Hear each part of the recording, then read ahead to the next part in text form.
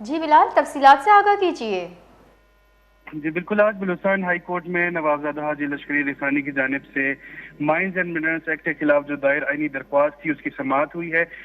اور سماعت کے دوران جو ہے عدالت نے وزیر اعلیٰ بلوچستان میں سرفراز بگٹی اور ان کے آفیسز کو جو ہے نوٹسز جاری کر دیے ہیں۔ اصل میں جو ہے نوابزادہ حاجی لشکری رسانی نے جو ایک پٹیشن دائر کی تھی کہ مائنز اینڈ منرلز ایکٹ کے خلاف جو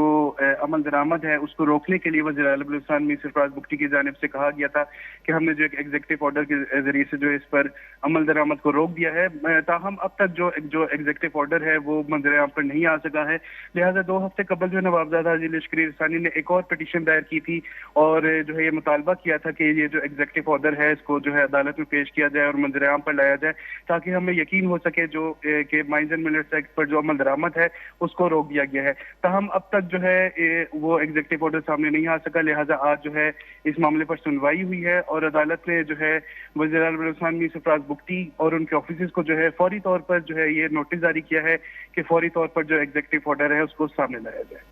بہت بہت شکریہ بلال۔